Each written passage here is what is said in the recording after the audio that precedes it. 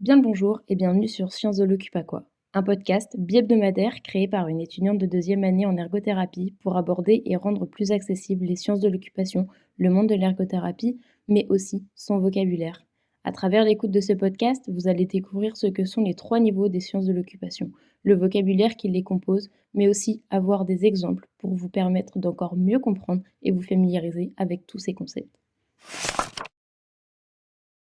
Dans ce 4e épisode, je vais vous résumer et vous donner un aperçu du niveau 3 des sciences de l'occupation pour vous permettre de le comprendre. Il s'appuie sur les théories descriptives du niveau 1 et permet de construire des savoirs prédictifs. L'un des termes importants est le profil occupationnel. Pour la cote, c'est l'information décrivant l'histoire et les expériences occupationnelles de la personne, son organisation de la vie quotidienne, ses intérêts, ses valeurs et ses besoins. Pour Kelofner, cela illustre le besoin inné d'être son propre acteur, de faire des choix occupationnels précis qui génèrent le changement et assurent l'évolution de nos actions. Globalement, ce qu'il faut retenir, c'est que le profil occupationnel est une notion encore plus subjective et individuelle que les autres, car c'est ce que nous sommes, ce qui nous fait vibrer et nous compose. Pour pouvoir évaluer et rendre compte du profil occupationnel de la personne accompagnée, il est possible d'utiliser l'OEP. En traduction, ça donne le profil des expériences occupationnelles d'Adler. Cette évaluation est un exercice sur 24 heures à donner à faire à la personne que l'on accompagne.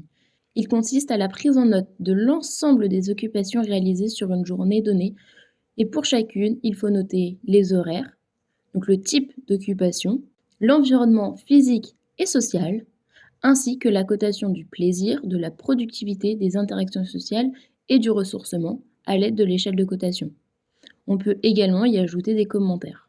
Cela permettra d'évaluer les changements liés aux expériences occupationnelles au cours de la journée et d'analyser les liens.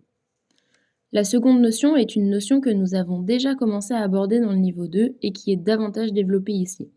En effet, nous allons approfondir les connaissances sur l'équilibre occupationnel. La définition la plus récente est celle de Matuska, qui reprend toutes celles écrites auparavant et qui date de 2012. Dans celle-ci, il l'expliquait comme étant un modèle satisfaisant d'activité quotidienne qui est sain, significatif et durable pour un individu dans le contexte de ses circonstances de vie actuelles.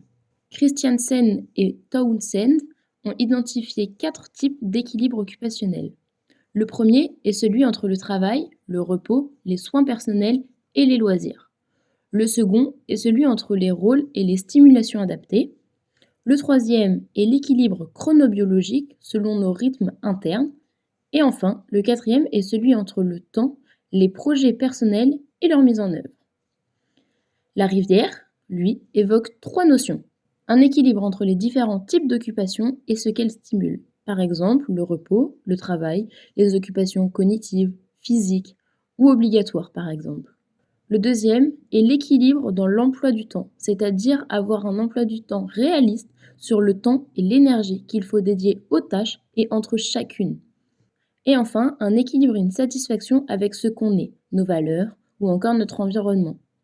Pour évaluer l'équilibre occupationnel et les conséquences qu'il entraîne, il existe plusieurs outils, comme par exemple l'inventaire de l'équilibre de vie qui permet de coter si les occupations sont réalisées à la fréquence que l'on voudrait ou non, et aussi le questionnaire d'équilibre occupationnel qui aborde un grand panel de points influençant l'équilibre.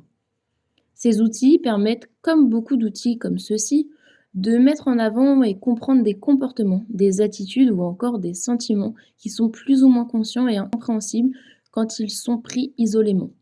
Prendre en compte l'équilibre occupationnel actuel et celui vers lequel la personne tend permet de voir les écarts puis de l'accompagner vers l'option la plus adéquate pour retrouver de la satisfaction au quotidien et dans les occupations, ainsi que ce qui fera découler de l'engagement, puis de la participation occupationnelle qui impacteront la santé sous tous ses aspects.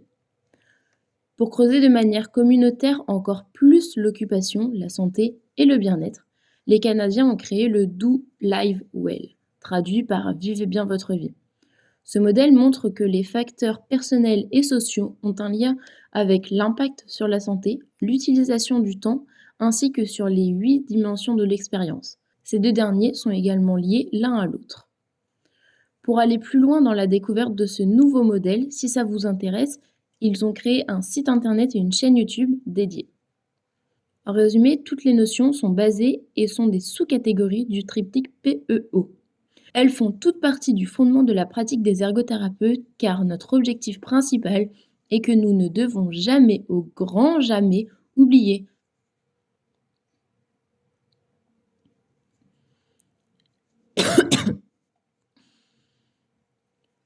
Elles font toutes partie du fondement de la pratique des ergothérapeutes.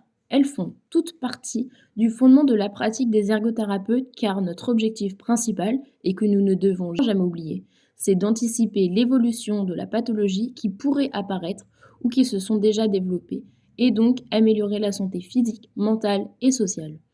Les notions qui composent les sciences de l'occupation ont donc à elles toutes le même objectif car cela régit la vie quotidienne de toutes et tous.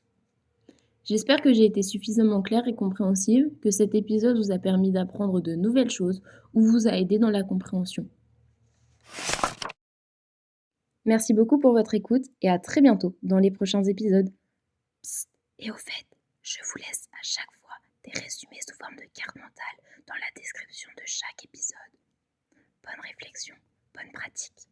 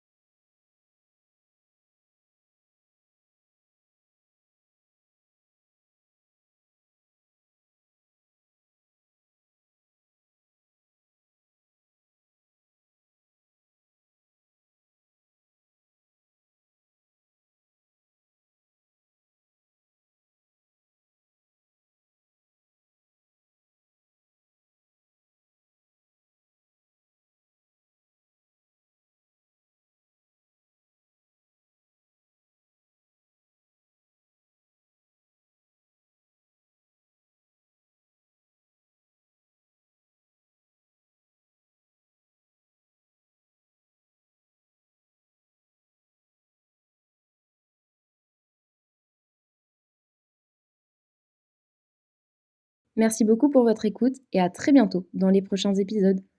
Psst, et au fait, je vous laisse à chaque fois des résumés sous forme de carte mentale dans la description de chaque épisode. Bonne réflexion, bonne pratique.